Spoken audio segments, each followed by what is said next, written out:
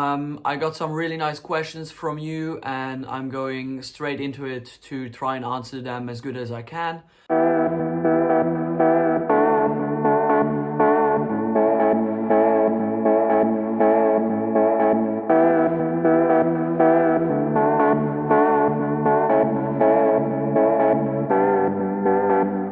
How long have you been a runner for? The answer is pretty much my entire life.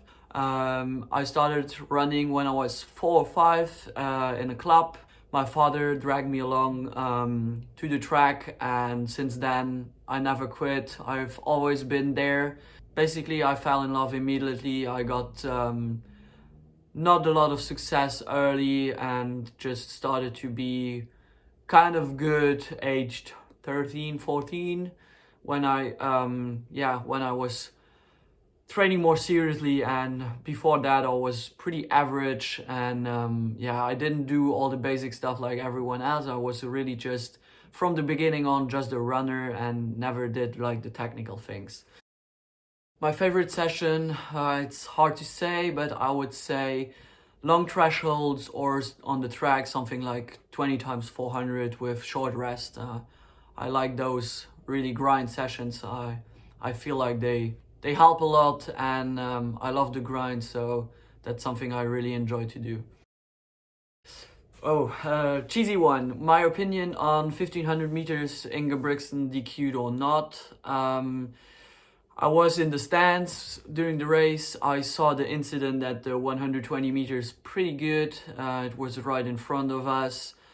And I must say, for me, when I saw it, it was a really obvious DQ, because he just tried to push himself out of this position he was in, and as he was boxed in and he wanted to make a fast race, I guess that was his solution at that time. Rewatching the race, I would even say it was a double DQ, also right at the start. The rules are, kind of, but the rules are the rules. And it's obvious that he was the best runner on that day. But for me, if you don't DQ him in this race, he will just try to push himself out of it all the time. And for me, he just didn't get DQ'd because he was who he was. And it's an issue, and I know it's controversial, but for me it was a really clear DQ. How do you make a living, your main source of income? I just finished my bachelor degrees in physiotherapy, so I'm a physiotherapist.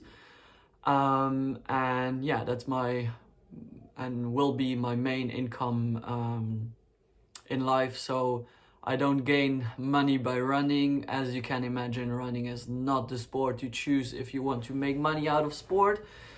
So, yes. Who's your favorite athlete on the Luxembourg team? Well, there are not many, so I must say I almost like them all very much. I enjoy being in this small country of Luxembourg and having a small team around me, which is really cool because you know everybody pretty well. But my favorite one has to be my girlfriend, Vera Hoffman. She has a YouTube channel as well. Maybe you go and check that out. It's just Vera Hoffman. And there you see some insights in our daily life, and especially hers. Do you supplement your drills with any running? Yes, I kind of do mainly running, but the basic miles is pretty boring, and it's pretty boring to show, so I try to show on my Instagram more like the more diverse things like the drills, and also if I do some kind of speed stuff, but mainly the basic is just basic mileage, which is pretty boring to see, and you wouldn't enjoy that as much as seeing the other stuff. How long does a typical training cycle last for you? Well, I've kind of switched coach now, so I'm in a new philosophy a little bit, but I guess there's no yeah, no real secret to that. I mean, a training cycle is basically like 10 weeks of preparation and then cutting down in distance and getting sharp for races.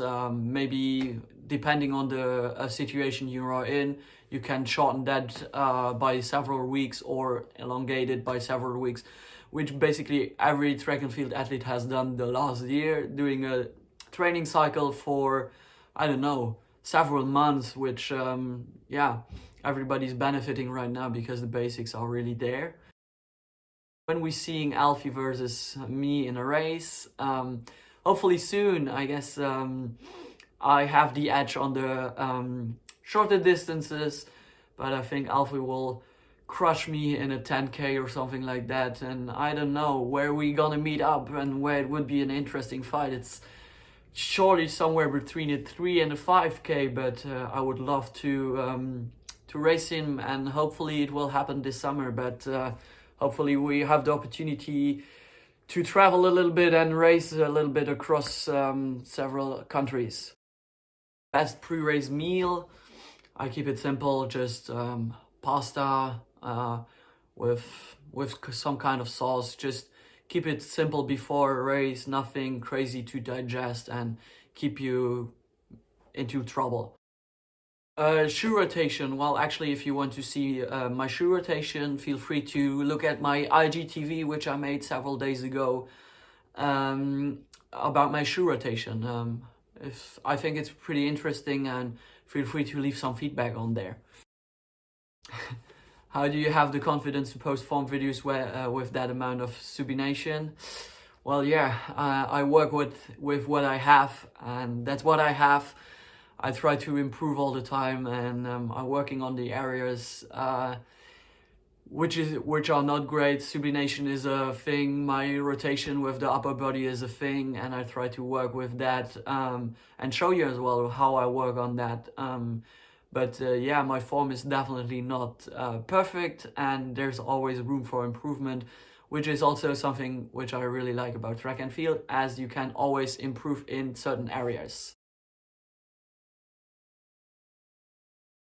How I grew this moustache? Well, it's just natural. There's no secret to it. It has a little bit of a story, but yeah, I just keep that moustache, but also the beard. But on several periods of the year, I just keep the moustache. It's kind of got a little bit of a, yeah, a recognition thing for me, but it's just, it grew into that. Tips for flat-footed runners to improve form and cadence. Improving cadence, in my eyes, is not really important. Everybody has a different stride, and some people have a longer stride. For me, for instance, some people have a shorter strides. Alfie, for instance. So I wouldn't say that. Yeah, and both of us are pretty much running on a 5K level or a 3K level on the same, on the same level. So it doesn't really matter if you have a long stride or a short stride. You have to find what works for you. Surely you can always try to improve your form, but it's really, there's not this general good form where you have to achieve this or that. It's, you have to try and find what works for you, and then getting better with your running technique, which is specific to you. If you're flat-footed or not, I guess that makes no real difference. Yeah, and then how to improve. I guess I can't say it enough. Do your drills, and especially also do your strides, like after 2-3 times after easy runs a week. Do 3 to 5 strides, like 100 meters float, nothing crazy, and take a lot of rest, and you will be good. Yeah, what happened in my last race at Europeans, quite honestly, there are some factors. I don't know what exactly was the case. Maybe we arrived like, 24 hours before the race, which was less than ideal after a really long travel day of 16 hours. Which drained me quite a lot, but also I got a big shove in the back after 120 meters. But even if I didn't have these, I just didn't feel really well. Even in the warm-up, I didn't feel as springy as I wanted to, but yeah, I honestly can't really explain why and how this happened. Yeah, as many saw right now and has got many messages, there is another Bob Bertemes from Luxembourg. He's doing the shot put. And as you can see, physically, he's very different to me. So no, he's not family with me. Bob is a really common name in Luxembourg, and Bertemes is as well. So it's a coincidence, which is somehow really funny, but somehow it's pretty stressing as well. As yeah, imagine going to a race and a delegation of 4 athletes and half of them are called with the same name.